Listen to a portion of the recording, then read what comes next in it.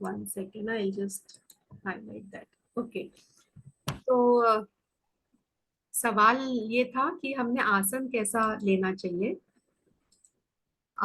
इसमें अलग अलग तरीके के जो भी ये है स्पेसिफिकेशंस, तो उसमें से एक सबसे इम्पोर्टेंट जो भगवत गीता का है ये हम देखते हैं। भगवत गीता में भगवान ने बताया है 6वें अध्याय में, 6वां अध्याय जो है इसके अंदर ध्यान के बारे में काफी डिटेल में बताया है। तो उसमें 11 और 12 नंबर का श्लोक है। तो भगवान उसमें कहते हैं कि हमारा आसन कैसा होना चाहिए, ध्यान कैसे करना चाहिए। तो कैसा होना चाहिए, तो कुशाग्रास का होना चाहिए, ये तो बहुत स्पेसिफिकली बताया हुआ है, जो हमने कल देखा, परसों देखा भी था। जो कुशा होता है या उसे दरबा भी कहते हैं, तो दरबा का होना चाहिए ये। और उसके ऊपर हरिण की चमड़ी जो है ये रखना चाहिए, उसका मतलब सॉफ्ट कपड़ा रखना चाहिए, ये होता है। और आई थिंक मेडिटेशन के वक्त हमने एनर्जी भी देखी थी। तो वैसे ही जब हम एनर्जी भी देखते हैं ना, एनर्जी मशीन से भी देखते हैं, तो इसकी एनर्जी काफी अच्छी आती है। बाय द वे, इसके अंदर एक और चीज बताते हैं भगवान की, आसन जो है ये बहुत ऊंचा भी नहीं होना चाहिए और बहुत नीचे भी नहीं होना चाहिए। बस अप्रोप्रिएट, यानी ऐसे बोलते हैं 1 फीट का आप थोड़ा जो हम वो चौपाई बोलते हैं ना, वो ले ले, या तो फिर एक पिलो वगैरह लेके उसके ऊपर हम बैठ जाए आसन लगा के ऐसे, तो ये सबसे उचित होता है। दूसरी चीज एक ऐसी होती है कि हम लोग जब ध्यान में क्या करते हैं, एनर्जी ग्रहण करते हैं।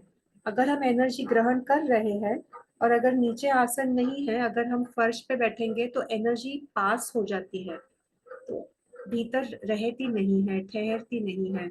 तो जब हम ये आसन रखते हैं नीचे, तो हमारी एनर्जी हमारे अंदर एक्यूमुलेट होती है, ठहरती है अंदर। तो ये आसन इस तरीके से इसलिए होना चाहिए। एंड सेकेंड थिंग इज, आसन बदलना नहीं है। हम जब ये नित्य कर्म और ये सब जो हमारे वेद में बताए गए चीजों को भी जानते हैं, उसमें आसन का बहुत ज्यादा इम्पोर्टेंस है। इनफैक्ट कोई भी पूजा करने के पहले सबसे पहले हम शुद्धि करते हैं, स्वयं की शुद्धि होती है। आपने देखा होगा, गंगा जल से एक फूल के जरिए हम लोग एक मंत्र बोल के, अपवित्र पवित्रो वा रहता है, वो मंत्र बोल के चिपकते हैं सब शरीर पे और सामग्री पे। उसके बाद में होता है आसन शुद्धि, फिर पूरे आसन की शुद्धि करते हैं। और जो आसन इसके अंदर बताए गए हैं, जैसे होली के रात्रि में हमने देखा ना कि हमें कुछ सिद्ध करना हो, अगर मंत्र सिद्धि या कुछ भी वाक सिद्धि वगैरह करना होता है, तो ये 4 रात्रि के अंदर हम करते हैं। होली की रात्र, महाशिवरात्रि, दिवाली की रात्रि और कृष्णाष्टमी की रात्रि, ये 4 रात्रि बहुत इंपॉर्टेंट है। तो उसके अंदर बहुत स्पेसिफिकली बताया जाता है, आसन आपका वही होना चाहिए, आसन बदलना नहीं चाहिए।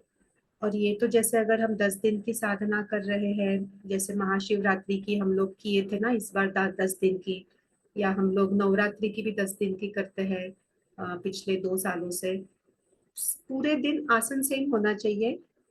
वही चीज अगर हम कंटिन्यू करें, उसका जो लेसन है या जो कारण है कि क्यों क्यों सेम होना चाहिए, तो जो एनर्जीज है हमारे, ये उसी जगह पे कंटेंट रहती है। तो कुछ दिन पहले संध्या जी ने क्वेश्चन पूछा भी था ना, उनकी एक ही कुर्सी है, एक ही जगह है, एक ही आसन है, तो दूसरा इंसान उस पर बैठता नहीं है, दूसरों को मत उसे छूने दे। क्यों?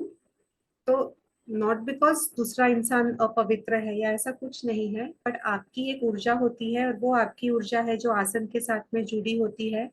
जैसे हम अग्निहोत्र भी करते हैं, तो अग्निहोत्र के पात्र के साथ में भी जुड़ी होती है, इसलिए उसे सिर्फ आपने ही छूना है, आपने ही ऑपरेट करना है, आपने ही उस पर बैठना है। So that is the reason. Does that answer your question? Yes ma'am, मतलब वो कुशाग्रास के